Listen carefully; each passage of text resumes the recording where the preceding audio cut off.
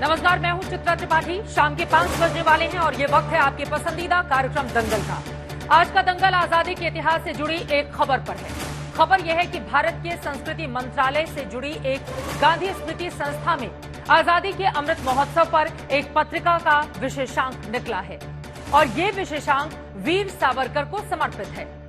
अंतिम जन नाम की इस पत्रिका में वीर सावरकर के स्वतंत्रता आंदोलन से जुड़े 13 लेख प्रकाशित किए गए हैं, जबकि महात्मा गांधी के ऊपर सिर्फ 3 लेख हैं। विवाद यह है कि समिति के उपाध्यक्ष ने इस पत्रिका में लिख दिया है कि सावरकर का इतिहास में स्थान और स्वतंत्रता आंदोलन में उनका सम्मान महात्मा गांधी से कम नहीं है। अब महात्मा गांधी के पोते से लेकर तृणमूल कांग्रेस तक के नेता ये सवाल उठा रहे हैं कि गांधी स्मृति संस्थान में सावरकर पर विशेषांक क्यों निकाला गया है, क्योंकि बीजेपी के विरोधी दल वीर सावरकर को हिंदुत्व की विचारधारा के पोषक मानते हैं और महात्मा गांधी को समावेशी भारत की। तो अब इस पत्रिका में सावरकर पर लिखे गए लेखों और तारीखों को लेकर कई सवाल उठाए जा रहे हैं। इतिहास के झूठ सच के दावे भी किए जा रहे हैं। इन्हीं तमाम सवालों पर आज के दंगल में हम बड़ी चर्चा करने वाले हैं, लेकिन उसके पहले यह रिपोर्ट देख लेते हैं। और इसी मुद्दे पर चर्चा करने के लिए खास मेहमान जुड़ चुके हैं, उनका परिचय आपसे करवा देती हूं। डॉक्टर सुधांशु त्रिवेदी जी, राज्यसभा के सांसद, इस वक्त हमारे साथ टीवी स्क्रीन पर आपको दिखाई दे रहे हैं। रागिनी नायक जी, स्पोक्स पर्सन है कांग्रेस पार्टी की, वो भी हमारे साथ जुड़ चुकी हैं। तुषार गांधी जी, आप ग्रेट ग्रैंडसन हैं महात्मा गांधी के, आप भी हमारे साथ जुड़ चुके हैं, आपका बहुत स्वागत है सर। रंजीत सावरकर जी, जो कि ग्रैंडसन है विनायक दामोदर सावरकर के, वो भी हमारे साथ मौजूद हैं। और उदय माहुरकर साहब, जो कि इंफॉर्मेशन कमिश्नर हैं गवर्नमेंट ऑफ इंडिया के, वो भी हमारे साथ जुड़ चुके हैं। तुषार गांधी जी, आप तक मेरी आवाज अगर पहुंच पा रही हो तो मेरा सीधा सा सवाल आपसे है, संस्कृति मंत्रालय की ओर से ये जो पत्रिका सामने आई है, इसमें इस बारे में विस्तार से जिक्र किया गया है कि किस तरह से महात्मा गांधी और साथ ही वीर सावरकर दोनों का सम्मान स्वतंत्रता के इतिहास में किसी भी रूप में कम नहीं है, यानी कि एक तरह से दोनों की तुलना की गई है। इस पर पहली टिप्पणी आपकी। अंग्रेजों से पेंशन पाके जिंदगी काटने वाले को अगर भगत सिंह और बापू के साथ तुलना की जाती है तो फिर मुझे उस विचारधारा पे तरस ही आता है। मैं उसमें ज्यादा टिप्पणी नहीं करना चाहता हूँ, पर एक बात यहाँ ये कहना चाहता हूँ कि मैंने पहले से ये कहा था कि मैं किसी चर्चा में शामिल नहीं होने वाला हूँ, पर अब देख रहा हूँ कि मुझे आपने चर्चा में ही शामिल किया है, इसलिए मुझे जो कहना है उतना कह के मैं यहाँ से जाऊंगा। मैं आपसे सवाल ले लेती हूँ, चर्चा मैं आगे बढ़ाती रहूंगी, पहले मैं आपसे सवाल ले लेती हूँ। मैं चर्चा में भाग नहीं लूंगा। उन लोगों के सवाल को लेकर मैं आपके पास नहीं आऊंगी। मेरे कुछ सवाल हैं जिसका जवाब इस देश के लिए जानना जरूरी है। आपने ये कहा कि दरअसल ये जो परिपाटी चलाई जा रही है वो ठीक नहीं है। आपको लगता है दरअसल इस तरह की संस्थाओं पर सरकार का हस्तक्षेप बहुत ज्यादा बढ़ गया है, इस वजह से ये स्थिति बनी हुई है? आपको लगता है कि संस्कृति मंत्रालय ने ये जो आर्टिकल निकालकर तुलना की है दोनों की, वो पूरी तरह से गलत है? बिल्कुल बिल्कुल गलत है, और इसमें कोई तुलना करने जैसा है ही नहीं, क्योंकि अंग्रेजों की माफी मांगने के बाद, रिहा होने के बाद जो किरदार सावरकर का था और जिसका असर हमारे स्वतंत्रता संग्राम पे के काल में था, उसमें उनका कोई कंट्रीब्यूशन नहीं था। इसलिए इस तरह से कंपैरिजन करना, यानी जो स्वतंत्रता सेनानी थे और सैनिक थे, उनका अपमान।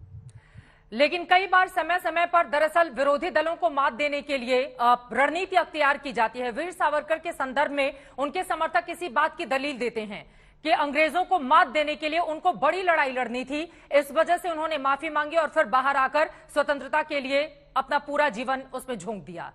तो क्या इतिहास ने उनके साथ नाइंसाफी की है उनके योगदान को लेकर? एक उदाहरण तो दे दे कि कहाँ वो बड़ा संग्राम लड़े, वो पेंशन लेके लड़े थे क्या? एक उदाहरण दे दे कि कौन सी स्वतंत्रता संग्राम की हिंसक या अहिंसक लड़ाई वो लड़े थे, तो मान लेते हैं।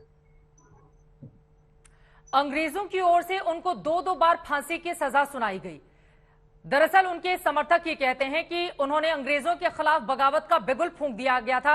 इस तरह से इतिहास में कहीं किसी भी व्यक्ति का जिक्र नहीं मिलता है जिसको 2-2 बार फांसी की सजा सुनाई जाती हो। फांसी तो नहीं, इसी से उनके योगदान जी, फांसी नहीं, जन्म थी। किसी को 2 बार फांसी नहीं दी जा सकती। वो लाइफ सेंटेंस था, वो था, कबूल है कि वो दिया गया था, पर उसको अवॉइड करने के लिए क्या किया गया, वो हिस्ट्री में ये बात होती है कि आप आखिर में क्या करते हो उससे आपकी तुलना होती रहती है। जूडास जो था वो जीसस का बहुत बड़ा भक्त था, इनर सर्कल का था, पर आज जूडास को सिर्फ जीसस के साथ विश्वासघात के लिए ही याद किया जाता है। तुषार गांधी जी, वीर सावरकर के मामले में आपकी भी तलखी यहां पर साफ साफ नजर आ रही है। इसके पीछे की वजह क्या है? क्या तुलना हो गई इस वजह से ये नाराजगी है, या फिर इसके पीछे कोई और कारण है? ये विटंबना इसलिए है कि जिस जगह को बापू की हत्या का स्मारक बना के रखा है, गांधी स्मृति, वहीं की संस्था जीएसडीएस बापू की हत्या में अक्यूज्ड एक इंसान का महिमा मंडन करने के लिए अपनी पत्रिका का विशेषांक निकालते हैं जी। उसके खिलाफ ये बात है। अब आगे बढ़ते हुए मैं आपसे जानना चाहूंगी कि अगर इस तरह की स्थिति है, संस्कृति मंत्रालय की ओर से इस पत्रिका में तमाम बड़ाइयां की गई हैं वीर सावरकर की, इस बात का जिक्र करते हुए कि दरअसल स्वतंत्रता के आंदोलन में उनका जिस तरह का योगदान था, इतिहासकारों ने उनके साथ नाइंसाफी की, उनके योगदान को कमतर आंका गया। इसी वजह से मौजूदा वक्त में इस बात की जरूरत है कि उनके इतिहास में योगदान को अच्छे तरीके से लोगों तक पहुंचाया जाए। ये इस सरकार की फैशन है, इस आइडियोलॉजी की फैशन है कि जो इतिहास लिखा गया है उसको डिस्क्रेडिट किया जाए। इतने सालों से ये इतिहास, हाँ शायद वो हो सकता है कि बायस्ड हो सकता है, लेकिन वो उनके कार्यों के कारण जो बायसनेस आया है वो उसके कारण आया है। पर ये कहना कि इसलिए वो पूरा गलत है, वो मुझे लगता है कि ये इनकी मजबूरी है। बेचारों के पास खुद का इतिहास नहीं है, इसलिए जो इतिहास है उसको डिस्क्रेडिट करने की कोशिश करते हैं। आप किसके लिए कह रहे हैं कि बेचारों के पास खुद का इतिहास नहीं है, इस वजह से वो ऐसा कर रहे हैं? संघ परिवार को लेकर। लेकिन यहाँ पर जो वीर सावरकर के समर्थक हैं उनका ये कहना है कि दरअसल हिंदुत्व के झंडा बरदार थे वीर सावरकर, इसी वजह से उनसे इतनी ज्यादा तलखी देखने को मिलती है और पुरानी सरकारों ने भी उनके साथ नाइंसाफी की। मुझे कोई नाइंसाफी लगती नहीं है, वरना आपने ही जो शॉट्स दिखाए जो पहले रन किया उसमें फिल्म्स डिवीजन को फिल्म बनाने को कहा गया, उनके प्रधानमंत्री ने उनके लिए डाक टिकट जारी किया, वो सारी चीजें हुई है। तो उसमें मुझे कोई ऐसा नहीं दिखता है कि उनको नजरअंदाज किया हो। वो भी गलत था लेकिन वो हुआ था। यहां पर इतिहास में इस बात का भी जिक्र मिलता है, खुद इंदिरा गांधी ने वीर सावरकर को महान विभूति बनाया। 1970 में उनके नाम पर डाक टिकट जारी किया गया, फिल्म डिवीजन को उस समय भी उन पर फिल्म बनाने के लिए कहा गया। तो इतिहास में भी इस तरह के प्रमाण हैं जब महान विभूति इंदिरा गांधी उनको कहती हैं। वो कह सकती है, वो उनका अपना अभिप्राय होगा, उनके समय की जरूरत होगी, जो भी होगा। अब मैं उस पर टिप्पणी नहीं कर सकता हूँ, लेकिन वो सब देखिए, मैं इस इश्यू का भी, मैं कोई इस इश्यू को बैन करने के या उसके खिलाफ कोई कार्यवाही करने के पक्ष में नहीं हूँ, क्योंकि मैं अभिव्यक्ति स्वतंत्रता को मानता हूँ, right of opinion and expression को मानता हूँ और मैं उसको ऑनर करता हूँ। इसलिए उनको हक है अगर उनको चाहिए तो, लेकिन उनकी मजबूरी देखिए कि सावरकर को भी एक तरीके से एक्सेप्टेंस प्राप्त करने के लिए उनको गांधी की ही जरूरत पड़ती है। इंडिपेंडेंटली वो सावरकर को जिस पोजीशन पे वो रखने चाहते हैं वहां बिठा नहीं सकते, वो पेडेस्टल गांधी का ही बनाते हैं। लेकिन किसी भी अदालत की ओर से वीर सावरकर को गांधी के मामले में तो दोषी नहीं माना गया। बार बार वीर सावरकर के जो समर्थक है इस तरह की दलीलें देते हैं। वो दलील जरूर दे, लेकिन फैक्ट ये है कि वो एक्विट नहीं हुए थे। उनको सिर्फ क्योंकि प्रोसिक्यूशन ने बहुत सरप्राइजिंगली 2 बहुत कमजोर एविडेंस कोर्ट में पेश किए सावरकर को कन्विक्ट करने के लिए, और उसके बारे में डिफेंस ने बहुत आसानी से डाउट्स क्रिएट किए, इसलिए सबूतों के अभाव पे उनको छोड़ना पड़ा। एक्विटल और सबूतों के अभाव पे छोड़ना, उसमें बहुत बड़ा फर्क होता है।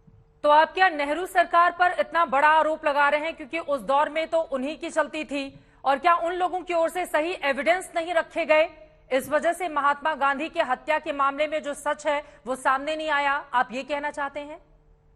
कुछ गलतियां हुई और उसके कारण जो बड़ी कॉन्स्पिरेसी थी वो ढक दी गई। शायद वो उस वक्त की जरूरत होगी, मैं नहीं जानता हूँ। मैंने बहुत रिसर्च करने की कोशिश की, लेकिन इसका जवाब नहीं ढूंढ पाया। मेरी किताब लेट्स किल गांधी में मैंने सब लिखा है इसके बारे में। क्या वो षड्यंत्र नेहरू जी से लेकर इंदिरा गांधी के काल तक आती रही और यहाँ पर तो इंदिरा गांधी के समय में अगर महान विभूति उनको बताया जाता रहा, यानी कि उनके विचारों में तब्दीली आई?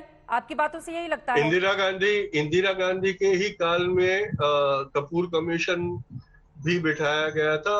उनके शुरुआत के दौर में ही कपूर कमीशन बिठाया गया था और उसमें साफ साफ सावरकर और ऑर्गेनाइजेशनल इन्वॉल्वमेंट इन बापूज मर्डर की कॉन्स्पिरेसी के बारे में बात की गई।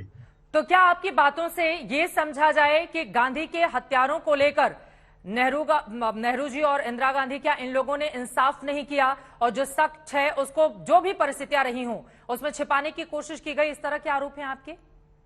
बड़ी कॉन्स्पिरेसी पे प्रकाश नहीं पड़ा है। बड़ी कॉन्स्पिरेसी जो थी, जो एग्जिस्टिंग थी, जिसको सरकार ने भी माना था, वो किन कारणों के चलते वो उजागर नहीं हो पाई।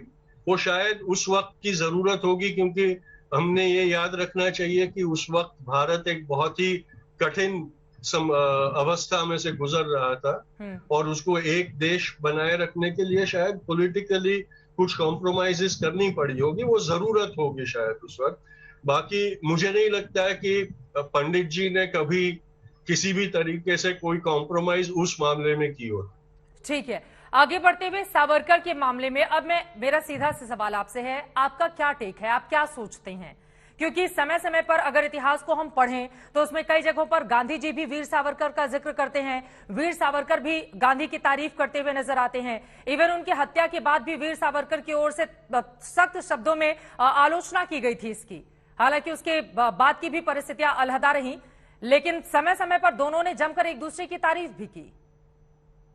तो उस वक्त वो दौर वैसा था कि कभी किसी पॉलिटिकल अपोनेंट को अपना दुश्मन नहीं समझा जाता और बापू ने तो कभी नहीं समझा था, और इसलिए एक सिविलाइज्ड रिलेशनशिप चलती थी उस दौर पर उसका मतलब ये नहीं होता है कि एक आध दो मैसेजेस के कारण आप ये एक प्रमाण पत्र बना ले कि भाई वो पूरा लाइफ लॉन्ग उसी तरीके की कमरादरी और सब था। बापू की हत्या के बाद जो कंडेमनेशन का लेटर लिखना पड़ा, वो मजबूरी थी, वो लिखना ही था, क्योंकि वो जानते थे कि क्योंकि जब उनको गिरफ्तार कर उनके घर पे रेड की गई थी इन्वेस्टिगेशन के लिए, तब जब पुलिस को घर पे देखा तो उन्होंने इमीडिएटली सावरकर ने कहा था कि तो आप मुझे गिरफ्तार करने आए हो? तो पुलिस ने कहा नहीं, अभी गिरफ्तारी नहीं करने आए, हम सिर्फ इन्वेस्टिगेशन करने आए। तो गिल्ट था वहां पर, वो इट शोज के बाद तभी गिल्ट था।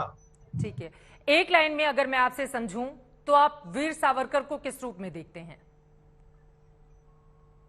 दोगली पर्सनैलिटी थी। एक वक्त था जब क्रांतिकारी थे और फिर कोलैबोरेशनिस्ट बन गए, जो जिन्होंने स्वतंत्रता संग्राम के बाद उनके latter half of his life उन्होंने स्वतंत्रता संग्राम के साथ गद्दारी की। पहले वो क्रांतिकारी थे, उसमें कोई शक नहीं है। अब मेरा आपसे आखिरी सवाल है आज का। तो जिस तरह की परिस्थिति बनी हुई है मौजूदा वक्त में, संस्कृति मंत्रालय के ये तमाम आर्टिकल्स जो अब देश के सामने हैं, अगर इतिहास को नए सिरे से वीर सावरकर के संदर्भ में लिखने की या बदलने की कोशिश हो रही है, तो क्या ये सरकार ठीक काम कर रही है? ये उनकी मजबूरी है, उनको नया इतिहास लिखना ही पड़ेगा और उनके पास ताकत है तो वो करेंगे वो चीज। उसमें हमें कोई बहुत शौक होने की जरूरत नहीं है। ये एजेंडा है उनका और वो लोग अपना एजेंडा निभा रहे हैं। बहुत शुक्रिया तुषार गांधी जी, आज तक से जुड़ने के लिए। महात्मा गांधी के परपोते हमारे साथ जुड़े हुए थे, जिनकी ओर से कहा गया है कि दरअसल एजेंडा है जिसको निभाने की कोशिश की जा रही है। और सीधे सवाल के साथ सुधांशु त्रिवेदी जी, चूंकि आपने बहुत गौर से सुना तुषार गांधी को, उनका यह आरोप है कि संघ परिवार के पास दरअसल खुद का इतिहास है नहीं, इसलिए नया इतिहास बनाने की कोशिश की जा रही है। इस पर जवाब आपका? देखिए, पहले तो मैं कहना चाहूंगा ये स्वतंत्रता का अमृत महोत्सव वर्ष है, तो अब स्वतंत्रता आंदोलन को लेकर एक व्यक्तिगत अहमन्यता और विद्वेष के विष से हमें बाहर निकलना चाहिए और भारत की स्वतंत्रता में जिसने जिस प्रकार का योगदान दिया उस सबको ईमानदारी से स्वीकार करना चाहिए। एक राजनीतिक आंदोलन जो गांधी जी के नेतृत्व में चला उसका भी महत्वपूर्ण योगदान था। क्रांतिकारी आंदोलन का अपना महत्व था, जिसमें कि सूर्य सेन अनुशीलन समिति युगांधर बंगाल से लेकर शहीद भगत सिंह उत्तर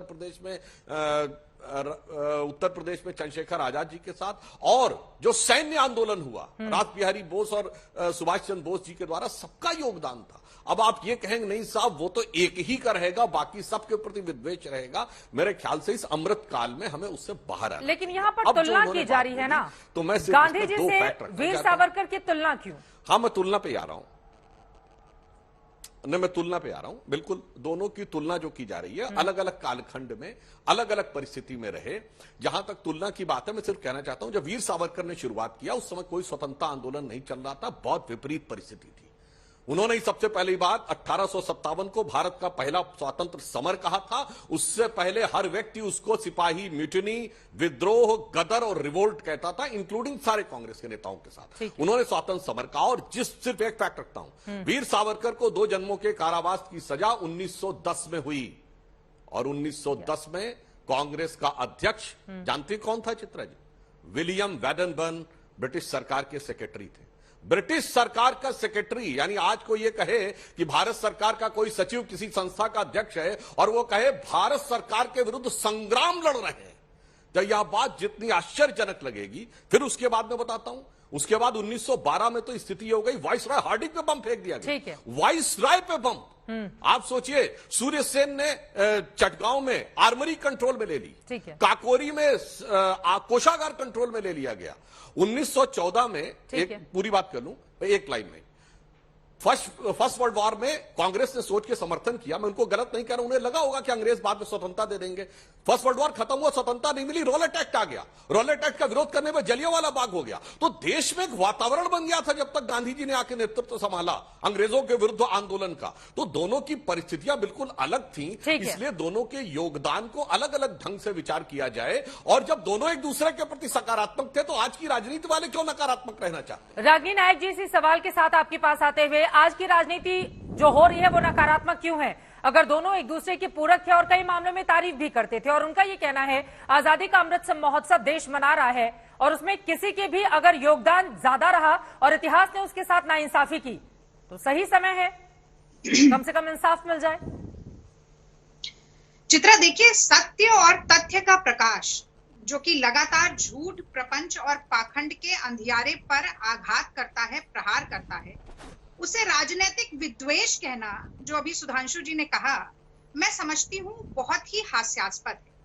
और हंसी इस बात पर भी आती है कि आप संघ की और भाजपा की परिस्थिति देखिए, ये विडंबना देखिए कि गांधी का सहारा लिए बिना माफी वीर सावरकर जी को लेश मात्र की वैधता दिलाने का काम वो संघी जो कि महात्मा गांधी की हत्या के बाद लड्डू बांट रहे थे, आज एड़ी चोटी का जोर लगाने के बाद भी देश में नहीं कर पा रहे हैं। देखिए, नागपुरिया समर्थित तमाम ऐसे अधकचरा ज्ञान बांटने वाली पुस्तिकाएं आज सर्कुलेशन में हैं, उनमें नहीं छपा ये विशेषांक, 5 जन्य या ऑर्गेनाइजर में नहीं छपा ये विशेषांक।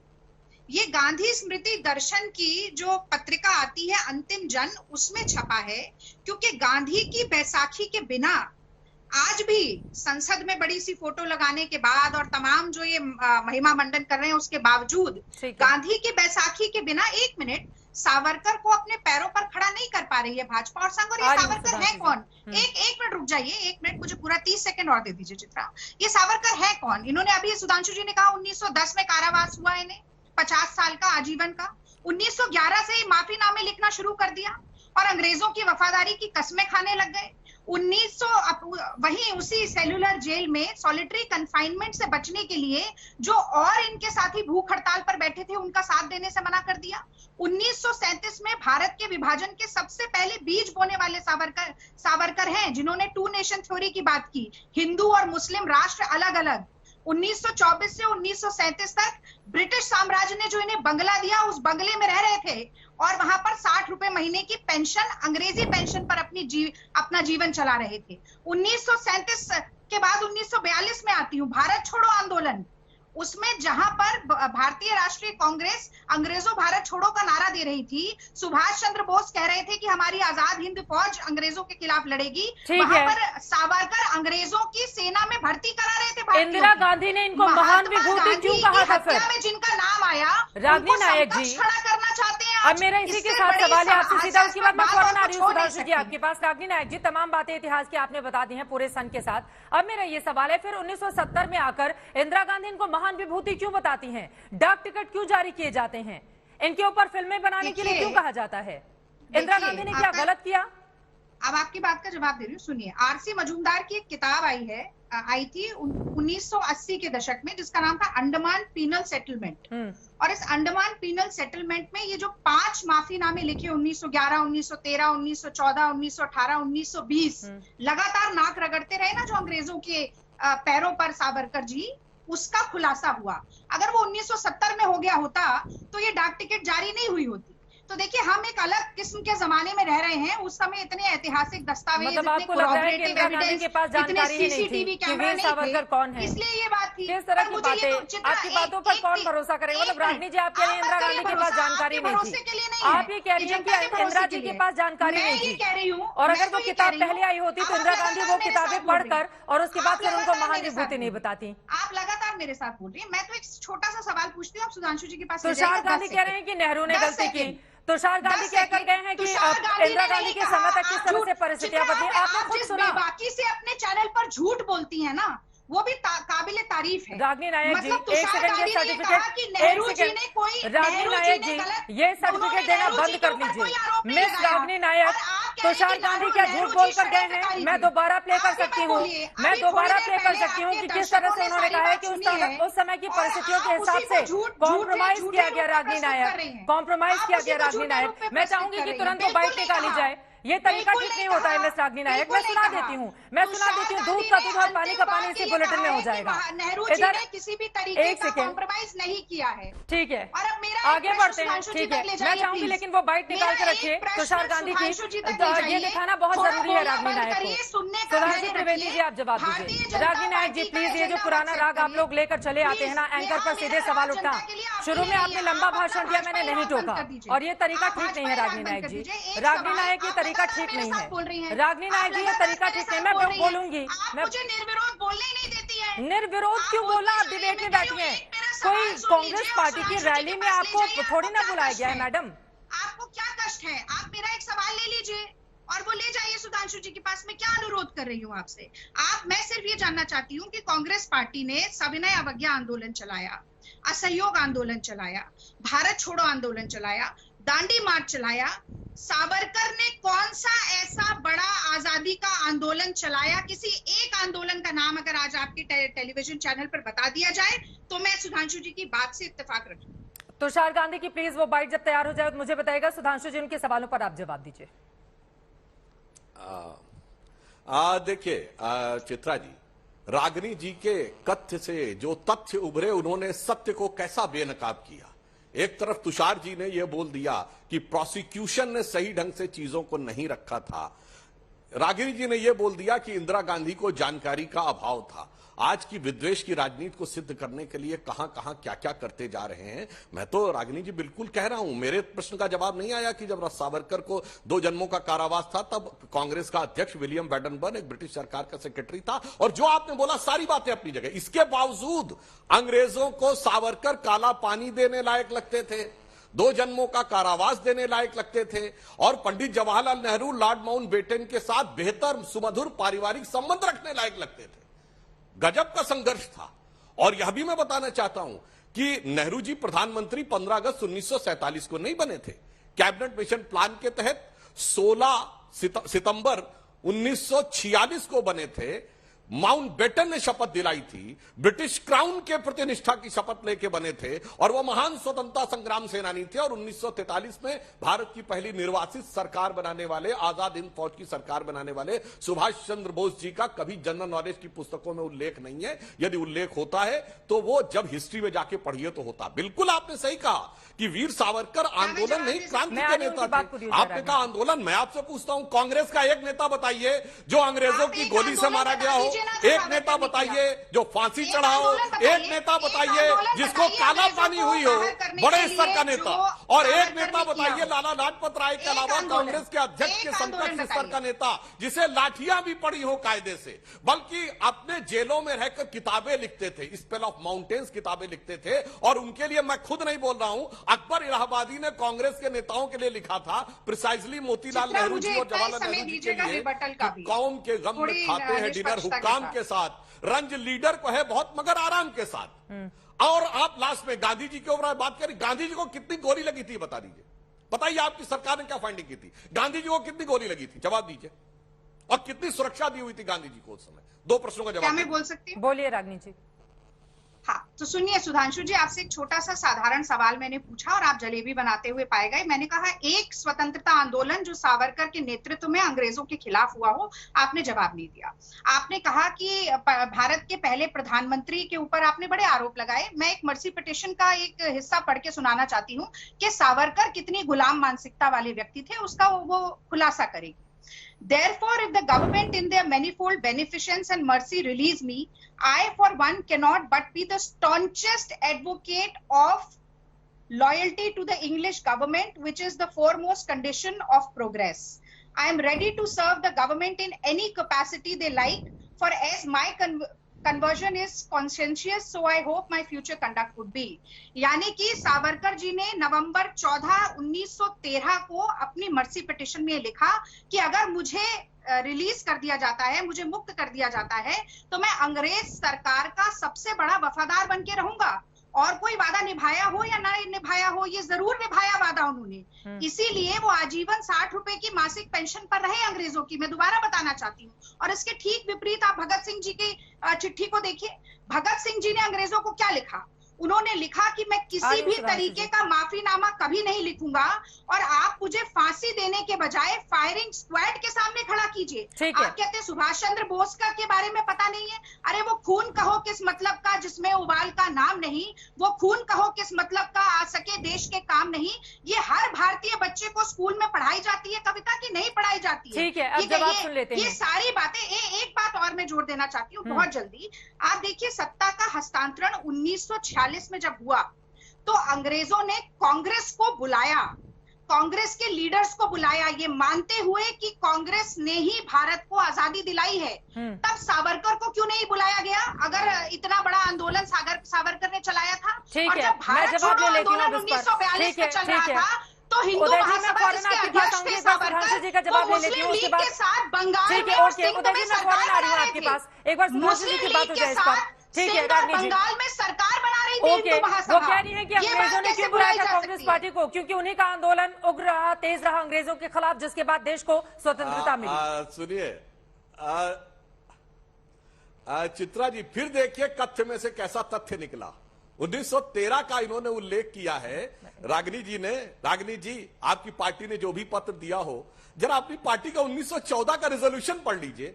अंग्रेजों के प्रति पूर्ण वफादारी व्यक्त करते हुए प्रथम विश्व युद्ध में हम अंग्रेजों का साथ दे रहे हैं। आप ये कांग्रेस पार्टी का रिजोल्यूशन है, किसी व्यक्ति का वक्तव्य नहीं है। और दूसरा बोलिए, और दूसरा, अब देखिए तरीका नहीं, आप बोल रही थी मैंने कुछ नहीं बोला, मैंने शांति से सुना। अब अपने टर्न पे बोलिए। और दूसरा मैं बोलना चाहता हूँ 1942 का भारत छोड़ो आंदोलन, भारत छोड़ो आंदोलन का क्या तरीका? दोनों लोग साथ में बोलेंगे। जब आप बोल रहे थे पहले ठीक क्या है, सावरकर ने नहीं दी थी? ठीक है, रागिनी जी जवाब सुन लीजिए। उदय जी भी बहुत देर से इंतजार कर रहे हैं। रागिनी जी प्लीज। चलिए मैं इतना लंबा नहीं बोलूंगा जितना लंबा आपने बोला। ठीक है रागिनी जी, मुझे जलेबी बनाने की जरूरत नहीं, 3 पॉइंट बोलता हूँ, बस 3 चीजें दर्शकों से कहता हूँ। 1914 कांग्रेस का अधिवेशन का प्रस्ताव पढ़ लीजिए। 1920 डॉक्टर हेडगेवार ने नागपुर कांग्रेस अधिवेशन में। दोनों लोग साथ में बोलेंगे, समझ में नहीं आएगा। प्लीज एक एक करके। सुधांशु जी जल्दी से अपनी बात को आगे बढ़ाएं आप। अरे मैं तो बोल ही नहीं रहा था, ये तो बीच में एक लाइन तो पूरी कर लूं चित्रा जी, एक लाइन, बस एक लाइन। रागिनी जी, 1946 में अंग्रेजों ने बुलाया, अरे गजब है, अंग्रेजों ने बुलाया नेहरू को प्रधानमंत्री बनने के लिए। अच्छा, आप प्रधानमंत्री को जब राष्ट्रपति बुलाते हैं तो क्या कहता है राष्ट्रपति? मैं विधि द्वारा स्थापित भारत के संविधान के प्रति सच्ची निष्ठा रखूंगा।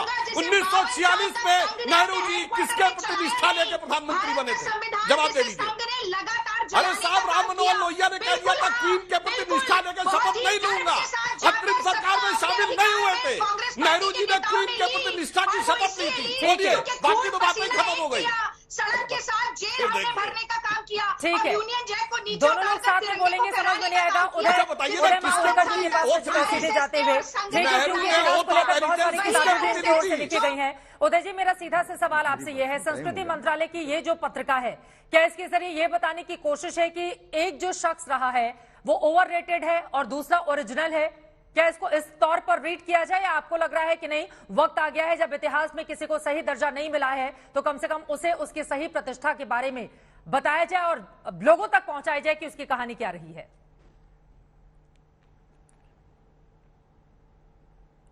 आप मेरे से पूछ रही हैं? जी जी चित्रा। हाँ, ऐसा है कि मैं जो इस प्रोग्राम में अपियर हो रहा हूं वो एक ऑथर और एक इतिहासकार के रूप में अपियर हो रहा हूं, नॉट एज इंफॉर्मेशन कमिश्नर। जी जी। इंफॉर्मेशन कमिश्नर एक कॉन्स्टिट्यूशनल पोस्ट है। क्योंकि मैंने किताब लिखी है वीर सावरकर के ऊपर, अभी मेरे और मेरे सह लेखक ने, इसके लिए मैं यहां पे हूं। देखिए, करीबन 60 साल तक भारत के इतिहास को दबाने का प्रयत्न किया और एक साइड को पूरा एक तरीके से ब्लैकआउट करने का प्रयत्न किया। आज जो है वो जो इतिहास के साथ खिलवाड़ हुई थी उसको दुरुस्त करने का प्रयास है, ये वो प्रक्रिया शुरू हुई है। और दूसरी बात, जो कांग्रेस की जो स्पोक्स पर्सन कह रही हैं, वीर सावरकर ने 2 फ्रंट पे लड़ाइयां लड़ी। एक ब्रिटिशरों के सामने लड़ी, 1937 के बाद की बात कर रहा हूं मैं, और दूसरी लड़ी उन्होंने जो मुस्लिम तुष्टीकरण की राजनीति चल रही थी कांग्रेस की, उसके सामने। और 1937 में जब वो पॉलिटिक्स में आए तो वो पहले व्यक्ति थे जिन्होंने पहचान लिया कि जो मुस्लिम तुष्टीकरण का जो दौर कांग्रेस ने शुरू किया है उससे भारत को बहुत नुकसान होगा और भारत का विभाजन भी हो सकता है। मेरी जो किताब है, मेरी और मेरे सह लेखक चिरायु पंडित की, मैं प्रार्थना करूंगा कि खुले मन से उसको पढ़ें। Veer Savarkar, the man who could have prevented partition. दूसरा, माफी पत्र पे कई बातें निकली, सुनिए आप। छत्रपति शिवाजी को आप हीरो मानते हैं कि नहीं मानते? छत्रपति शिवाजी हमारे जो 3-4 प्रमुख हीरो हैं भारत के, उनमें से एक हैं। उस छत्रपति शिवाजी ने अपने चाणक्य नीति के भाग रूप औरंगजेब को 5 माफी पत्र लिखे थे, 5। उसमें से 3 माफी पत्र के बाद में संधि हुई थी मुगलों और औरंगजेब और शिवाजी के बीच में। वो तीनों 3 संधियां शिवाजी ने खुद ने तोड़ी थी। तो वीर सावरकर का जो प्रयास था जेल से बाहर निकलने का, वो एक बहुत बड़ी, जिसको बोलते चाणक्य नीति का भाग था, एक। दूसरा, वहां पे जो ब्रिटिश अधिकारी जो आते थे जेल से, जो संबंधित थे, उन्होंने जब 1914 में एक लेटर लिखा कि भाई वहां पे जो कैदी हैं उनको, जिनको 5 साल हो गए कठोर कारावास में, उनको बाहर रहने की छूट दी जाए समुद्र किनारे। तो उसमें खास लिखा गया कि सावरकर को छूट मत देना, क्योंकि सावरकर के जो माफी पत्र हैं वो बिल्कुल धूल झोंकने वाले हैं अंग्रेजों की आंखों में। और उनके जो क्रांतिकारी मित्र हैं यूरोप के, वो आएंगे, शिप लेके आएंगे, एक वाहन लेके आएंगे और सावरकर को अगर उनको बाहर छोड़ा तो उनको उठा के ले जाएंगे। ठीक है। तो ये पूरी बात देखिए, ऐसा है कि सावरकर जो है वो देश की एकता और अखंडता के सब में बड़े प्रतीक हैं। तो जो लोग भारत में जिनका पोषण विभाजित भारत पे होता है, आपको लग रहा है कि संस्कृति मंत्रालय की ओर से इतिहास में जो गलत तथ्य दिए गए हैं उसको दुरुस्त किए जाने का काम। ठीक है, आपने जो सवाल खड़े किए हैं रागनी, उसका जवाब देना चाहती है रागनी नायक जी। मैं और लौट रही हूँ सर, मैं लौट रही हूँ। एक बार आपने जो सवाल खड़े किए हैं रागनी, उसका जवाब दे देती हूँ। रागनी नायक, उनका ये कहना है कि दरअसल, ठीक है सर, मैं लौट रही हूं। Savarkar was great patriot. और सावरकर के ऊपर एक लेख अगर छपता है गांधीयन मैगजीन के अंदर तो उसमें कोई बुरी बात नहीं है, उसमें कोई बुरी बात नहीं है। उनकी कहानी को जो कम कर रखा गया, सावरकर जी ने और जो आरोप लगाए उन्होंने कांग्रेस पार्टी पर सावरकर जी ने गांधी जी ठीक है साहब, मैं जवाब ले लेती हूँ। का हुआ है नेशनल एसेट। देखिए, जो तथाकथित लेखक बैठे हैं आपके चैनल पर, इनको थोड़ा पढ़ के आना चाहिए विषय के बारे में। कह रहे एक लेख नहीं है सर, पूरा विशेषांक है। ऐसा विशेषांक जिसमें 13 लेख किताब तो पढ़े सावरकर आप के मेरी। ऊपर हैं और आप 3 मेरी लेख मेरी गांधी के किताब ऊपर पढ़े। हैं। अब आप सुन लीजिए। आप नहीं, मुझे मेरी आपकी किताब किताब पढ़े नहीं और पढ़नी फिर है। मुझे चैलेंज करें। आप आपने मेरा सवाल पूछा है तो किताब जवाब चैलेंज सुनने का करके धैर्य चैलेंज कर रहे हैं रखिए। आप। या फिर मान लीजिए कि आप भाजपा की बैटिंग करने के रागिनी लिए जी, आए। आप सुन तो लीजिए, फिर आप चैलेंज नहीं सुन कर सकते। लीजिए। आप सुनिए उदय फिर। जी सुन लीजिए, फिर आप थोड़ा सुनिए। धैर्य रखिए। सुन लीजिए सर, आप इतने आपका बड़े जो लेखक पूरा हैं, 1 साइडेड इंफॉर्मेशन कैंपेन है, कमिश्नर है। आपने सावरकर भारतीय नहीं, जनता पार्टी कई की लोगों को सरकार में, मोदी जी आपने की सरकार अंधेरे ने में आपको रखा, इंफॉर्मेशन उनके योगदान कमिश्नर को दबा बनाया के है। रखा 60 साल तक। कम से कम उस अब पद की प्रक्रिया गरिमा शुरू हुई रखिए। है तो देखिए, मैंने इतिहास साधारण सा को सवाल दुरुस्त पूछा। करने की। सबसे पहली बात, अगर इतने बड़े वीर थे तो सॉलिटरी कन्फाइनमेंट से बचने के लिए अपने साथियों की भूख हड़ताल में शामिल क्यों नहीं हुए? अंडमान के सेलुलर जेल में मैंने पहली बात पूछी। मुझे बहुत चल रही इतने है। बड़े वीर थे तो मुझे बताइए कि अंग्रेजों को ये क्यों लिखा कि मैं आपका स्टॉन्च सपोर्टर बन के रहूंगा, किसी भी राजनीतिक गतिविधि में नहीं पड़ूंगा? इतने बड़े वीर थे और षड्यंत्र और चकमा दे रहे थे शिवाजी की तरह। अरे तो मैं तो बाहर बात नहीं कर निकलकर रहा हूं। अंग्रेजों के दिए हुए मैं- बंगले में क्यों रहे? रागिनी जी, अंग्रेजों के दिए हुए पेंशन पे क्यों रहे? कांग्रेस पार्टी और देश की जनता के तमाम आंदोलन जो स्वतंत्रता संग्राम के आप थे, डिबेट को उनमें अलग से डायरेक्शन किसी मत भी ले जाइए। एक में मैंने हिंदू माफी पत्र महासभा लिखा के था, साथ उसे शामिल मना क्यों नहीं नहीं किया हुए? है। मैं जानना चाहती हूँ। 1937 बोल में बोल के भारत आप के सत्य को- विभाजन के सत्य को बीच गलत साबित नहीं क्यों कर बोए सकती। उन्होंने? आप जब ये समझे? कहा कि हिंदू जो है उनकी चित्रा- पितृभूमि और पुण्य भूमि है, बाकी सब लोग इस देश से बाहर चले जाएं, हिंदू आप एक राष्ट्र ही और बात मुस्लिम को राष्ट्र अलग दोहरा होना के चाहिए, ये आप सबसे पहली सत्य बार को बोलने गलत वाले साबित नहीं कर सावरकर सकती। थे। नंबर एक। और आप कह रहे हैं कि वो दूसरा, यूनिटी यानी कि आप देश मेरी की किताब- एकता और अखंडता अगर से आप मेरी मानक थे। किताब पढ़ेंगे आपको तो ही मैं आपसे शर्म बात आनी करूंगा। चाहिए इस तरह से वरना झूठ आपका तो बोलने के कैंपेन लिए। नहीं। अगर इस देश में बंटवारे की राजनीति किसी ने आप शुरू की, विशेष बीज बोए जिसकी फसल जिन्ना और उनकी पार्टी ने काटी है, तो वो सावरकर है। और यही हिंदू महासभा मुस्लिम लीग के साथ सिंध में और बंगाल में सरकार भी बनाए बैठी थी। ये भी बताइए देश की जनता को। एक आप बात ये जो को इतिहास को घड़ी-घड़ी संदर्भ से दोहराने से वो तोड़कर बात सच नहीं हो गलत जाती, तरीके रागिनी से जी। प्रस्तुत कर रहे हैं। आज आपने भी 60 गांधी साल के समझ में तक नहीं आएगा। रागिनी सावरकर नायक नहीं, तथ्यों के आधार पर आपने किताब लिखी कई है, सारे किसी को भी क्रांतिकारियों, तुरंत सर्टिफिकेट दे कई देना सारे ये ठीक नहीं है। देशों ठीक है, को आपकी भी इतिहास बात हो को गई। बनाने उदय का प्रयास जी, किया। दोनों लोग साथ में बोलेंगे समझ में नहीं आएगा। दोनों लोग साथ में बोलेंगे समझ में नहीं आएगा। रागिनी नायक जी, रागिनी नायक जी प्लीज, रागिनी नायक जी, अगर कोई किताब लिखता है तथ्यों और तर्कों के आधार पर ही लिखेगा ना। अगर उनकी भी किताब की सरकार देखिए, ने जो कांग्रेस समय का और योगदान है, परिस्थितियों के उसको हिसाब बनाने से का प्रयास किया। किताब लिखे बताइए जाते आप। रहे हैं, असल में कायर होता तो है। उनके भी किताब की कम से कम आप पूरी भाषा एक कम से कम अपनी सहमति हमारा दे दीजिए। सही- उदय मावड़कर जी ये जल्दी से सरकार बात ने कीजिए, उसके बाद मैं दबाने का सुभाष जी प्रयास के किया पास है। आना बोल चाहूंगी। रहे हैं, आपके मुझे इतिहास को सुनाई नहीं बताइए, दे रहा। कांग्रेस के योगदान को दबाने का प्रयास किया है। हाँ चित्रा जी, आप क्या पूछ रही हैं? उदय जी क्या बोल रहे थे आप? ये लगातार तो मेरे बीच में बोलते रहे। मैं ये कह रहा था मैं कि आपसे आजादी कह के रही हूँ, अमृत आप महोत्सव इतने में बड़े जो इतिहासकार सरकार हैं, एक नहीं आंदोलन तो बता दीजिए। मेरी बात सुननी पड़ेगी इनको। कौन सा नहीं तो आंदोलन किया था चित्रा, तथाकथित वीर अगर नहीं सावरकर सुनते ने? सुन सकते इनको आप। माफी वीर थे नहीं, वो, चलिए, चित्रा, ठीक है, आपको- सुभाष जी आपको- को बेटी जी मैंने आपको मैंने लेकर इनको आना चैलेंज नहीं चाहिए किया हुआ डिबेट में। वो है। बार-बार चित्रा, इस बारे में बोल मैंने रही इनको हैं कि चैलेंज वीर नहीं किया, इनको आप सावरकर बंद ने कौन से करवाइए। आंदोलन में हिस्सा लिया, मैंने जरा इनको उसका चैलेंज नाम नहीं बता किया दीजिए। सुधांशु त्रिवेदी आप। जी, ठीक है सुधांशु जी, चित्रा, मैंने इनको चैलेंज नहीं किया है। ये जब बोल रहे थे चित्रा मैंने जी, इनको मैं रोका नहीं है। केवल- ठीक है सर, मैं ठीक है, मेरी विनम्रता साइड से रख एक बात ठीक कहना है, चाहता ठीक है हूं। Sir, okay. सुधांशु जी, मुझे चित्रा जी, यदि आप रागिनी जी, मैं जब बोलता हूं, रागिनी जी बोलती, मैं कोई डिस्टर्बेंस नहीं करता हूं। यदि रागिनी जी का फीडर आप ऑफ कर दे तो मैं बोलने के लिए तैयार हूं, अन्यथा मुझे पता है वो बोलिए, डिबेट को बोलिए, डिलेट करने बोलिए। के लिए आई। अन्यथा कोई बात नहीं, उन्हें अपना एक पक्षी प्रवचन देने दीजिए। नहीं आप बोलिए, वो चुप रहेंगे, बोलिए। मैं प्रयास करता हूं, फिर एक बार मैं प्रयास करता हूं। सिर्फ 4 तथ्य जिसका मुझे जवाब नहीं मिला।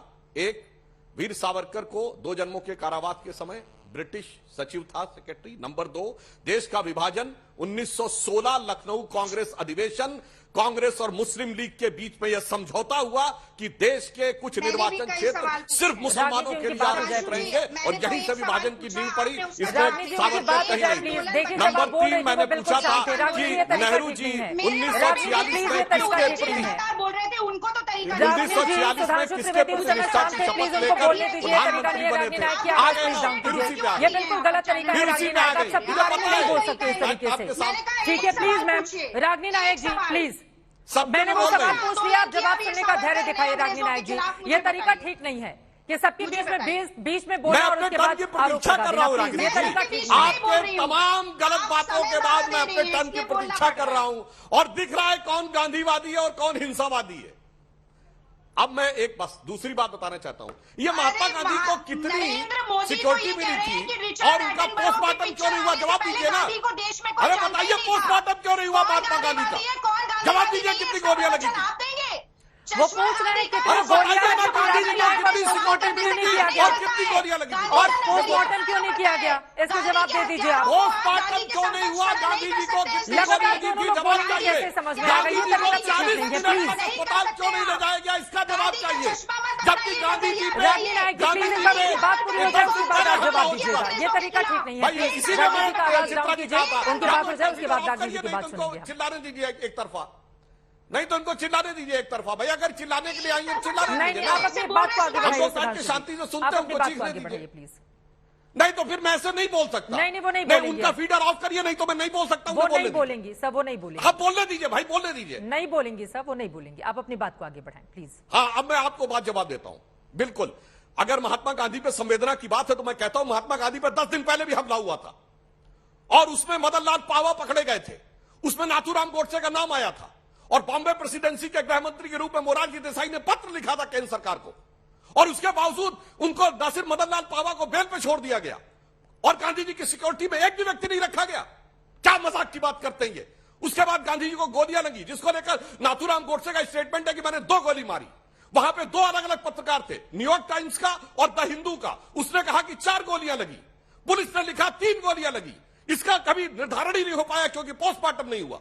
क्या मजाक की बात करते हैं? 10 दिन पहले हुए हमले के बाद कोई सिक्योरिटी नहीं, उसके बाद पोस्टमार्टम नहीं, जबकि 3-3 लोगों का अलग अलग बयान, गोली मारने वाले का बयान कि मैंने 2 गोली मारी है और इसके बावजूद इस प्रकार की बातें आकर कहना बहुत दुखद और दुर्भाग्यपूर्ण है। और मुझे इस बात का जवाब नहीं मिला कि 1946 में नेहरू जी किसके प्रति निष्ठा की शपथ लेकर प्रधानमंत्री बने थे, क्योंकि लोहिया ने कह दिया था कि मैं क्वीन के प्रति निष्ठा की शपथ नहीं लूंगा, जो कि नेहरू जी ने क्वीन के प्रति निष्ठा की शपथ लेकर प्रधानमंत्री। गांधी जी आप जवाब दीजिएगा तुषार गांधी की, वो जल्दी से बाइट में सुना देती हूं जिसको लेकर आपने शुरू में सवाल पूछा था। एक बार जल्दी से प्लीज प्ले कर दीजिए।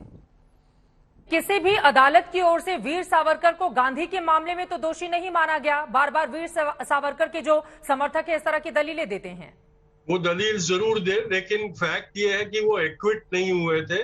उनको सिर्फ क्योंकि प्रोसिक्यूशन ने बहुत सरप्राइजिंगली 2 बहुत कमजोर एविडेंस कोर्ट में पेश किए सावरकर को कन्विक्ट करने के लिए और उसके बारे में डिफेंस ने बहुत आसानी से डाउट्स क्रिएट किए।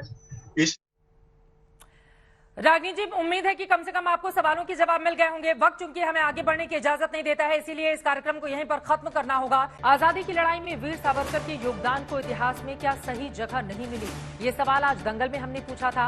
आपके जो जवाब मिले हैं 57% लोगों का जवाब हाँ में है, 43% लोगों का जवाब नहीं में है। इसी के साथ दंगल में बस इतना ही। देश और दुनिया की बाकी खबरों के लिए आप देखते रहिए आज तक।